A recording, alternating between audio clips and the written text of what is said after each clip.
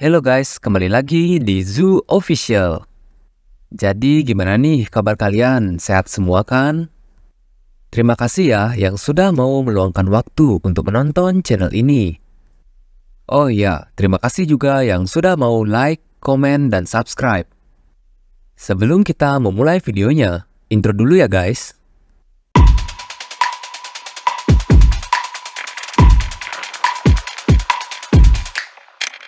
Meskipun Wheat telah memohon untuk tidak membunuhnya, Grant dan temannya tetap mengayunkan pedang mereka.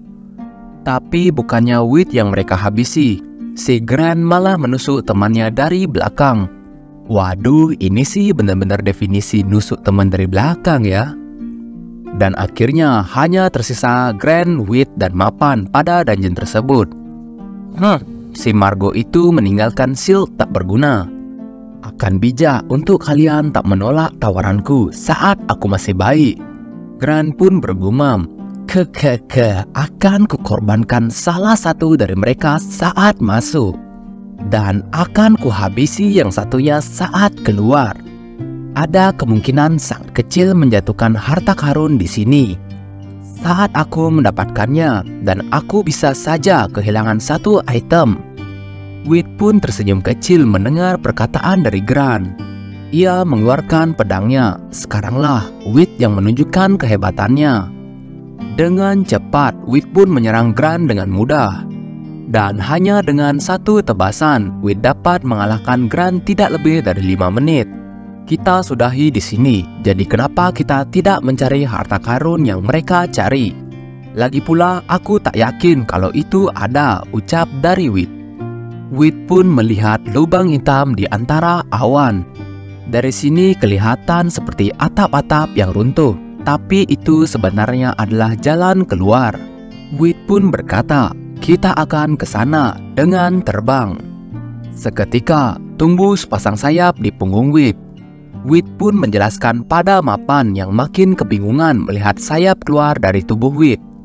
Kalau kau membayar 10 gold di menara Mirkan Lafias, mereka akan memberikanmu sayap untuk terbang selama sebulan, tentu saja menggunakan bulu mereka. Baiklah, kalau begitu aku akan mendapatkan hartanya. Mapan pun bergumam, dia itu orang yang tidak bisa ditebak. Sebenarnya siapa sih kau ini, Wheat? Wheat pun akhirnya melihat suatu altar. Ia pun segera terbang menuju altar tersebut. Apa ini harfa yang membuff serangan atau pertahanan? Aku sangat tidak sabar mengetahuinya. Identify, ucap dari Wheat. Lalu muncullah nama item itu, yaitu harfa Vino si Dwarf. Membaca deskripsi item itu, Wheat pun menjadi bertanya-tanya. Kepopularitasan dengan NPC perempuan. Ini bukan senjata ataupun armor.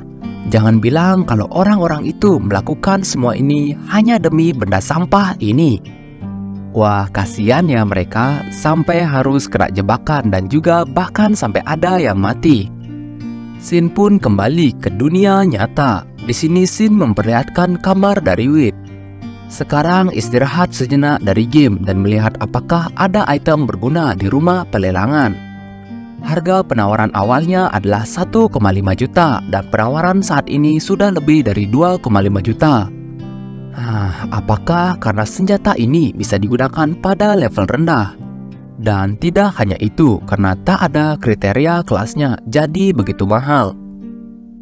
Gelangnya juga lebih dari 5 juta. Aku menyerah. Lagi pula dari awal aku hanya ingin melihat-lihat saja. Coba kita jual semua item yang sudah kukumpulkan sejauh ini. Selain barang yang akan kugunakan nanti, aku punya sekitar 30 item untuk dijual. Akan kumulai harga tawarannya untuk senjata dan armor itu seharga 10.000 won dan 3.000 won untuk item yang tak berguna. Jadi seharusnya aku bisa melihat hasilnya dalam seminggu. Lalu Sin pun kembali lagi ke dunia game. Di sini Wheat sedang berbincang-bincang dengan Mapan dan Mapan bertanya, kalau dipikir-pikir apa kau tak akan gabung ke guild manapun, Wheat? Wit pun menjelaskan kalau dia belum ada rencana dan lebih nyaman pergi sendirian. Wit pun ternyata sudah selesai juga mempercantik semua permatanya. Mapan berhasil menjual permata-permata itu meskipun dengan harga yang miring. Wit juga berkata ke Mapan, kita bisa menjual semuanya yang ada di gerobak. Ternyata di gerobak itu terdapat bahan makanan. Selain itu, penjualan permata Wit juga dilakukan di desa lain, karena di desa ini mereka tidak sanggup membeli permata-permata dari Wit. Wit dan Mapan pun sampai di sebuah toko perhiasan yang berada di kerajaan Croin Legas. Berapa banyak kau bisa membayar untuk membeli ini? Ucap Wit kepada wanita itu. Kemahiranmu bagus, aku bisa menawarkanmu setidaknya 2.900. Tidak, 3.200 khusus untukmu, ucap wanita itu. Wit pun berpikir keras dan langsung menghitung-hitung di dalam pikirannya. Lalu ia pun bergumam, oh benar, kalau aku menggunakan harfa untuk meningkatkan likability-ku, aku bisa dapat lebih daripada ini. Wit pun memainkan alat musik dan seketika menyihir seluruh ruangan itu dengan lantunan lagunya yang indah. Tak kusangka, aku menggunakan skill bermain instrumen yang kulatih seperti ini, gumam dari Wit. Wanita itu pun memaksa Wit untuk bernyanyi selesai memainkan lagu yang indah tersebut. Wit pun akhirnya terpaksa bernyanyi dengan suara menggelegarnya. Tuh, nyesel kan nyesel? Kalau kau tak berhenti sekarang, aku akan panggil penjaga, ucap dari NPC itu. Ada, aku hampir tak bisa mendapatkan lagi likability-ku karena menyanyi. Jadi aku bisa mendapatkan 40 gold lagi dan total keuntungan 3.240 gold. Kasihan banget ya Wit, gara-gara perkara nyanyi, permatanya cuma naik 40 gold. Aku seharusnya dapat penilaian kalung ini kan? Aku tak bisa mengidentifikasi benda apa ini dengan kemampuanku. Aku tak berharap banyak, tapi kau takkan pernah tahu kan? Mungkin ini item rare yang sangat luar biasa. Di sini kalau kalian ingat ya, itu kalung ada di part sebelumnya yang Wit nggak bisa mengidentifikasi. Wit pun tiba di suatu toko perhiasan seorang diri. Di toko itu orang-orang pada berebut agar item-item mereka diidentifikasi. Ia pun berjalan di sebuah lorong dan dia berkata, tapi item yang ku harus identifikasi adalah item yang bahkan aku tak bisa identifikasi dengan level skillku. Jadi aku harus menemukan skill khusus untuk melakukannya, di mana semua penyihir level tinggi dengan skill identifikasi berada. Ini akan bagus kalau ada penyihir berskill di sini, gumam Wit yang pergi ke suatu ruangan di toko tersebut. Dan inilah penyihir yang dimaksud. Ia pun menyapa Wit dengan sangat ramah. Tapi dalam hatinya ia merendahkan Wit karena penampilan Wit yang lusuh dan kotor. Dia ini adalah pelanggan pertamaku. Bagaimana aku bisa menabung 540 gold untuk buku skill itu kalau begini? Tolong nilai ini, ucap dari Wit. Orang itu pun meremehkan Wit dan tidak percaya Wit akan bisa membayarnya. Kau tahu kan, di sini agak mahal. Aku hanya mengidentifikasi item kualitas tinggi.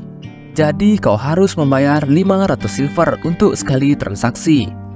Tolong pergilah ke level pertama untuk mengidentifikasi item biasa. Mendengar itu, Wit pun langsung mengeluarkan segepok uang 50 silver. Wah, dia belum tahu ya kalau Wit ini juragan emas.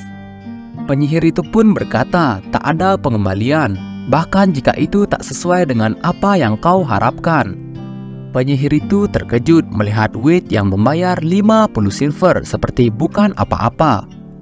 Baiklah, karena kau sudah membayarku, jadi akan kulakukan tugasku. Identify, ucap penyihir itu. Pesan pun keluar dan ternyata kalung itu bukan sembarang kalung. Itu adalah Death Knight Necklace. Dengan menggunakan kalung ini, kau bisa mensummon Death Knight hanya dengan berkata, bilang Death Knight. Menaikkan 50% efek Black Magic. Intelligence naik 20 dan Wisdom naik 10. Ini sih gila ya namanya item yang diperoleh oleh Wit. Penyihir yang melihat deskripsi item itu hanya bisa melongo. Ia berkata, "Dari mana kau mendapatkan item ini? Bahkan belum pernah dipublikasikan. Ini adalah item unik. Jadi biarkan aku memilikinya." Ye, tadi aja ngeremehin babang Wit kita. Baru tahu itemnya bukan kaleng-kaleng, langsung minta main beli aja. Yang ada elu yang dibeli sama babang Wit. Wit pun dengan cepat mengambil kalung itu. Lalu Sin berpindah ke Mapan dan Wit. Mapan pun bertanya apakah permata yang dijual oleh Wit dapat harga yang pantas. Tapi tiba-tiba Wit memotongnya dan berkata, "Mapan, aku minta maaf, bisakah kau berhenti sebentar di sini?" Lalu Wit pun berdiri. Ia berkata, memanggil Dead Knight. Lalu asap berwarna hitam keluar dari kalung itu. Di sini Mapan hanya melihat itu keheranan. Apa sebenarnya itu? Gumam dari Mapan. Wit pun menyadari sesuatu. Ia berkata, "Oh, jadi begitu." Ternyata kalung itu dapat memanggil kembali NPC yang sudah Wit kalahkan sebelumnya. Dead Knight itu pun memberontak. Ia berkata, "Kita bertemu lagi manusia. Kau punya cukup keberanian memanggilku. Apakah kau benar-benar berpikir bahwa aku akan mengkhianati Tuan Balkan dan mengikutimu? Panggilan ini untuk balas dendam. Aku akan menghabisimu manusia. Jadi kau mau melawanku? Kalau begitu, kenapa tidak membuatku sedikit berolahraga? Majulah, mari kita lihat apa yang kau punya," ucap dari Wit. "Manusia sepertimu berani memprovokasiku," ucap dari Dead Knight. Dengan cepat, Wit pun menerjang Dead Knight itu dan mengeluarkan skillnya, yaitu Sculpting Blade. Jadi kita bisa sekarang lihat ya perkembangan karakter dari Wit. Dulu itu dia kesusahan melawan Dead Knight, tapi sekarang dia sudah bisa mengalahkannya hanya dengan mengeluarkan satu skillnya. Wit pun melihat kalung itu lagi dan ia pun bergumam. Tengahnya tadi berwarna merah tua, tapi itu berubah menjadi putih. Apa itu artinya saat dia berubah kembali menjadi warna merah tua? Apakah dia akan memberontak padaku lagi? Mapan pun mendekati Wit dan dia pun tidak bisa menahan rasa ingin tahunya. "Kau mengatasi Dead Knight begitu mudah. Aku telah mengamatimu sejak pertama kita bertemu. Tapi bolehkah aku bertanya satu hal? Siapakah sebenarnya kau, Wit?" Lalu Dead Knight lagi dipanggil oleh Wit. Tanpa basa-basi, Wit pun langsung menyerangnya dengan Sculpting Blade. Memanggil Dead Knight saat manaku penuh. Itu untuk menaikkan skill kecakapanku. Apakah itu sangat membantu? Dan di sana dikatakan bahwa dia akan menyerang masternya saat masternya lemah. Gumam Wit pun dipotong oleh Mapan yang berkata, "Wit, jika kau sudah selesai, segera naiklah. Kita harus meninggalkan bukit saat makan siang." Wit pun kembali bergumam, "Berapa kali aku sudah mengalahkan Dead Knight? Sepertinya 6 atau 7. Aku akan menanyakan padanya saat aku memanggilnya lagi." Lagi dan lagi Wit terus-terusan memanggil Dead Knight dan mengalahkannya. Di sini Wit pun menanyakan pada Dead Knight, "Apa kau akan menyerah sekarang?" Hari pun semakin sore. Selagi Wit berlatih, Mapan mempersiapkan makan malam. "Wit, rebusannya hampir matang. Cobalah selesaikan secepat mungkin." Tanpa menghiraukan perkataan Mapan, Wit pun berniat untuk memanggil Dead Knight lagi. Di sini Dead Knight mulai ngeles. Ia pun angkat bicara, "Hutangku pada Lord Balkan sangat susah untuk dilupakan. Kau benar-benar manusia yang kuat, tapi aku tidak akan pernah mengakuimu sebagai masterku." Mendengar itu, Wit pun bersiap untuk mengalahkan Dead Knight itu lagi, dan akan memanggilnya lagi dan lagi sampai ia mau mengakui Wit sebagai masternya. Setelah melakukan pengulangan itu berkali-kali, Dead Knight pun akhirnya menyerah. Ia berkata, "Master, aku mengakuimu sekarang sebagai masterku." Ya, aku tidak tahu apakah aku bisa mempercayai ucapanmu. Kau bawahan Dark Magician yang kejam. Mungkin saja kau hanya menipuku. Kalau begitu, kenapa kita tidak melanjutkan obrolan ini setelah mati 200 kali lagi? Ucap Wit dengan wajah yang penuh intimidasi. Mapan pun sudah bosan melihat hal itu. Dia pun berkata, seharusnya Dead Knight itu menerimanya saja. Keras kepala sekali, ucap dari Mapan. Nggak tahu aja ya, kalau berurusan sama Wit, pasti diperes habis-habisan. Dan calon-calon jadi budak si Wit, Dead Knight itu, kasihan banget ya. Oke, jadi segitu dulu ya untuk pembahasan part kali ini.